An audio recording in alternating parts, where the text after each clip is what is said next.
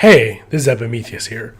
A couple months ago, I made a video on the history of the Philippines, and an unexpected part of the video was extremely controversial, and that's what this video is going to be about. In this video, I'll play the controversial portion of the former video, the response I received to that, a brief Marcos biography, and my conclusions about Marcos. And I could be wrong, but this is the impression I get from what I've researched. A Philippine Republic was established, which was replaced by the dictatorship of Ferdinand Marcos, who ruled as a dictator under martial law from 1972 until 1981, and held the position of president for over 20 years. His regime was infamous for its corruption, extravagance, and brutality. Eventually, public outrage boiled over, and in a snap election, he was removed from power and fled to Hawaii. He was replaced by Maria Corazon Aquino, the wife of a murdered opposition leader, who returned to face Marcos. She has been followed by 5 more Philippine presidents. The following is a sampling typical of the majority of the hundreds of comments I received concerning this portion of the video. A majority of Filipinos who were adults during the years that Ferdinand Marcos was in power would disagree with your views about him. They remember those days as good times in the Philippines, before the corrupt leaders that followed. Man, the thing that catches me the most is that he's anti-Marcos. So sad, never thought you would be an anti-Marcos. It kind of breaks my Filipino heart. Marcos was most respected president in entire Asia and America during his term, and most genius president of the Philippines, until now. The real dictator is the Aquino family in your American politics, not Marcos. Nope, you're one of them Marcos loyalists that deny. Ferdinand Marcos is not as bad as we think. Marcos is not a dictator. He had to declare martial law to save the country. Now Duterte is here to save it again. I never really believed that the regime of Marcos was corrupted. History is always rewritten by the victors, and they slander the opposite party, making them look like the bad guys. Corazon Aquino being the president of the Philippines was really stupid in my opinion. We all know that she has no political experience and that she was just a puppet. The Philippines started to decline after that. The country was once rich, more rich than Japan once, but now look at what has happened to our country. It's tragic. You don't have the nerve to call Marcos a dictator and corrupt. He built lots of projects in the Philippines. Shame on you. You are wrong about the Marcos part. And many more comments like that. Ferdinand Marcos was born into an upper middle class family. His father, Mariano Marcos, was a lawyer and congressman in the Philippine House of Representatives for 6 years. In 1935, Mariano's political rival was murdered in his home by a sniper, the day after defeating him in an election. Mariano and a young Ferdinand Marcos were charged and convicted and received the death penalty 3 years after the murder. The Philippine Supreme Court overturned this ruling in 1940, determining the eyewitness testimony against Marcos that the prosecutor's case depended on was contradictory, unreliable, and had been fabricated. During this time, Marcos attended the prestigious University of the Philippines, College of Law, while being enrolled in the ROTC program for military officers. During the Japanese occupation of the Philippines in the Second World War, Marcos survived the Bataan Death March, his time as a POW, and the war.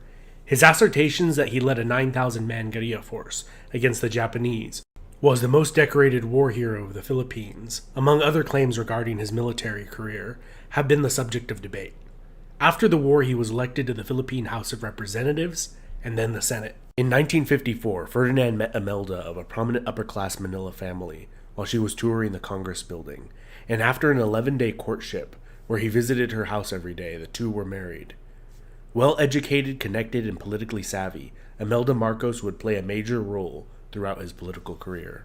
In 1965, Marcos was elected president of the Philippines. He would maintain a very close relationship with the United States, sending over 10,000 Philippine soldiers to aid the U.S. during the Vietnam War, primarily in civilian, infrastructure, and logistical support roles. As Marcos was re-elected president in 1969, the Communist Party of the Philippines organized a new People's Army as an armed branch of their organization. Violence in the southern islands between Christians and Muslims erupted, and then a series of bombings unfolded throughout Manila.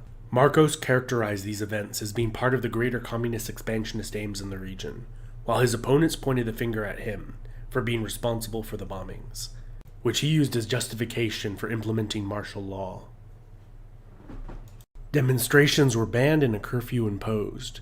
A large swath of media outlets were closed down and journalists arrested that were accused of inciting communist uprisings.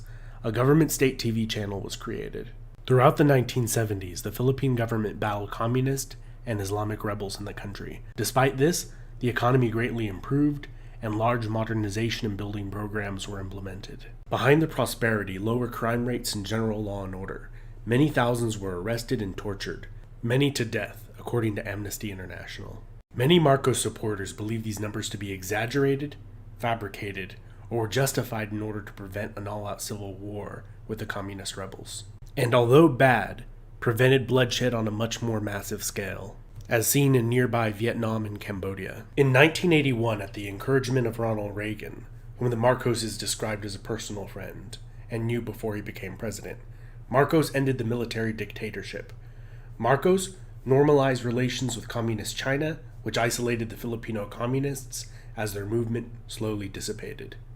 Marcos granted all those carrying out martial law in any of his orders during that period of time immunity from prosecution. A new constitution was drafted, and the first presidential election in 12 years was held, which Marcos won in a landslide.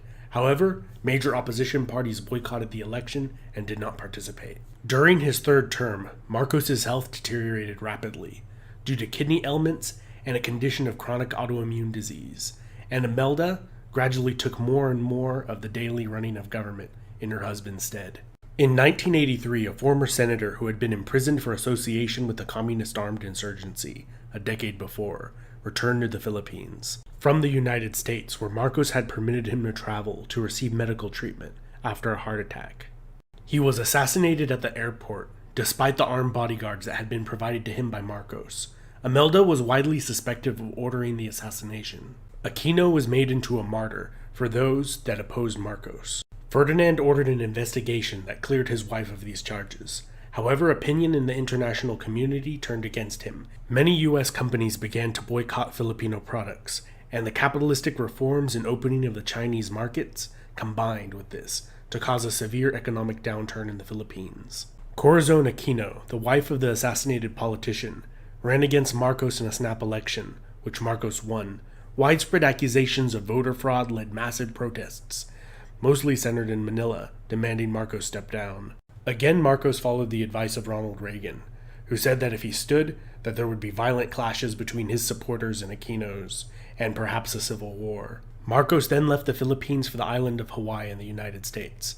Afterwards, investigations carried out by Aquino's government concluded that Marcos had stolen billions of dollars from the taxpayers to fund an extravagant lifestyle.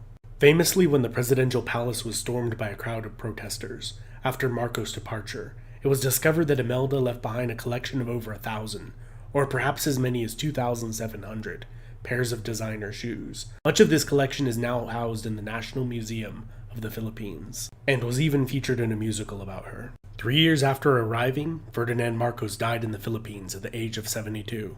I was unaware of how highly a controversial figure Marcos still is in the Philippines, until making my previous video on Philippine history. I believe at the heart of the issue is at what cost is law and order, peace, and prosperity still worth it?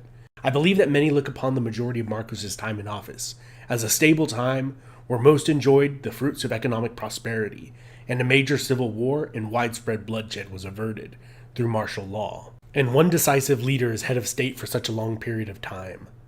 Those opposed view his clampdown on freedom of political expression and monopolization of power as inexcusable, with many believing that his time in office was a self-gratifying exercise in excess. And, as with political rivalries in many nations, you see justifications and exaggerations on either side of an issue. Marcos was alleged to be corrupt, but so was Aquino later on. There was more freedom of the press later, but then there was higher crime rates. Let me know what you think. Was Marcos a hero or a villain, or somewhere in between? Was he a net positive or a net negative for the Philippines? If you have, or know someone, friend or family, that lived in the Philippines during Marcos' tenure as head of state, I would love to read what your impressions of him are, good or bad, or mixed. Also, I've seen many people discuss in the comments whether Marcos was a dictator or not. What do you think? Does he fit this definition? Did he rule the country with total power over it? Typically one who has obtained power by force. There was martial law, but he was first elected. Was he constitutionally mandated to impose martial law and keep it for that period of time? It's a bit of a semantical exercise, but is a dictator necessarily bad? Can a dictator be good? Interesting moral questions, Anyways, this has been Epimetheus. I appreciate if you leave a like, subscribe, and if you really want to help me out, head over to Patreon, and starting at just $1 a month, you can help me out with the cost of running this channel. I would super appreciate it. Like all of these tremendously awesome folks on the left-hand side of the screen.